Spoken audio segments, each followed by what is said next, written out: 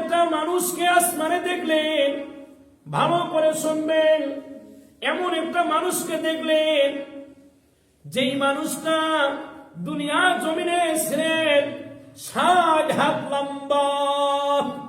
কয় হাত? ৬০ হাত। আল্লাহ নবীজি জিবরাইলকে বললেন, জিবরাইল ইনিকে আমি তো বুঝতে পারলাম না। ওই মুহূর্তে আদম আলাইহিস সালাতু ওয়াস সালামকে দেখছেন, আর আদম আলাইহিস সালাতু ওয়াস সালাম কান্না করতেছেন আর হাসতেছেন। কান্না করতেছেন, হাসতেছেন। কিছু কিছু মানুষ আছে দেখবেন হাসতেছে, হাসতে হাসতে আবার কান্নাও করতেছে, আবার কান্নাও করতেছে, হাসতেছে। তেমন হয় না, মানে ওখানে দুঃখ, ওখানে সুখ। যখন আদম আলাইহিস সালাতু ওয়াস সালাম ডান পাশে তাকাইতেছেন তখন তিনি হাসতেছেন, আর যখন বাম পাশে তাকাইতেছেন তখন তিনি কান্না করতেছেন। আল্লাহ নবী বললেন, ও জিবরাইল, ডান পাশে তাকাইলে তিনি হাসতেছেন কেন, বাম পাশে তাকাইলে কান্না করতেছেন কেন? ইনি কে? জিবরাইল সালাতু ওয়াস সালাম বললেন, ওগো নবীজি, ইনি আর কেউ না, আর কেউ না, ইনি আপনার পিতা। সুবহানাল্লাহ। পরিচয় কি? ইনি কে? প্রথম মানুষ দুনিয়ার মধ্যে, তাই না? আবার দুনিয়ার নবীদের মধ্যে প্রথম কি নবী না? পৃথিবীর সমস্ত মানুষ তার সন্তান। আর তিনি লম্বা ছিলেন ৬০ হাত। ভাইরা আমার, আল্লাহ নবীকে বললেন, জিবরাইল সালাতু ওয়াস সালাম, ইনি আপনার পিতা, আদি পিতা আদম আলাইহিস সালাতু ওয়াস সালাম। বুঝতে পারলাম।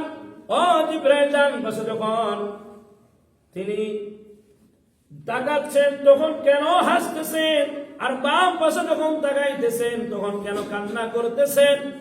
জিবরাইল সালাতু ওয়াস সালাম বললেন, ওগো নবীজি, তিনি যখন ডান পাশে তাকান তখন জান্নাত দেখতে পান। বুঝতে পারলাম। কিন্তু বাম পাশে, ওগো নবীজি, তিনি যখন বাম পাশে তাকান তখন জাহান্নাম দেখতে পান। তো ডান পাশে জান্নাত দেখতে পান, আমার সন্তানেরা জান্নাতে আছে, হাসতেছে। আর যখন বাম পাশে তাকান তখন জাহান্নাম দেখতে পান। আহারে, ও আমার সন্তানেরা রে, তোমরা জাহান্নামে কষ্ট করতেছ, আমার সহ্য হয় না। তখন তিনি কান্না করতেছেন। ভাইরা আমার, প্রথম আসমানে শুধু থাকলে হবে না, তাড়াতাড়ি চলে যায় উপরে। কি বলেন? এখানে যদি সময় সব শেষ হয়ে যায় তাহলে আলোচনা তো হবে না, কারণ ঠান্ডার দিন সময় বেশি যেতে নিব না। ৩৭ বাজে ৯টার আগে শেষ করবো, আর ১০-১৫ মিনিটের ভিতরে আমার ভাইয়েরা নবী করিম সাল্লাল্লাহু আলাইহি সাল্লাম দেখার পরে আস্তে আস্তে একটার পর আসমান উঠতে উঠতে উঠতে উঠতে যখন শুরু করে দিলেন, এবার আল্লাহর নবীজি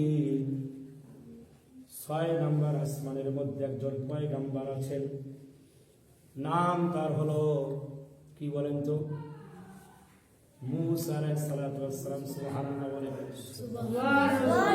আমরা তো অনেকবার শুনেছি যে নামাজ নিয়ে আসার সময় উনার কাছে আগে আসে কি আটক, উনি হলেন মুসা আলাইহিস সালাতু ওয়াস সালাম। ওই মুসা আলাইহিস সালাতু ওয়াস সালাম ৬ম আসমানে আছে, আর ৭ম আসমানে যিনি আছেন তিনি হলেন আপনার আমার সকলের পিতা। সুবহানাল্লাহ। ষষ্ঠ আসমানে দেখা হয় না মুসা আলাইহিস সালাতু ওয়াস সালামের, বাকিগুলো বললাম না কারণ সময় যেহেতু নাই। এরপরে ৭ম আসমানে দেখলেন কাকে? হযরতে ইব্রাহিম আলাইহিস সালাতু ওয়াস সালামকে।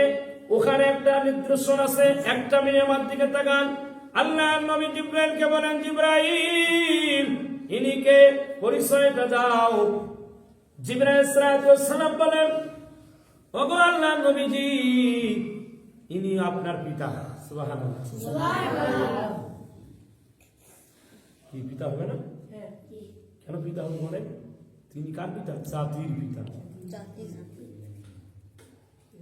মুসলমান জাতির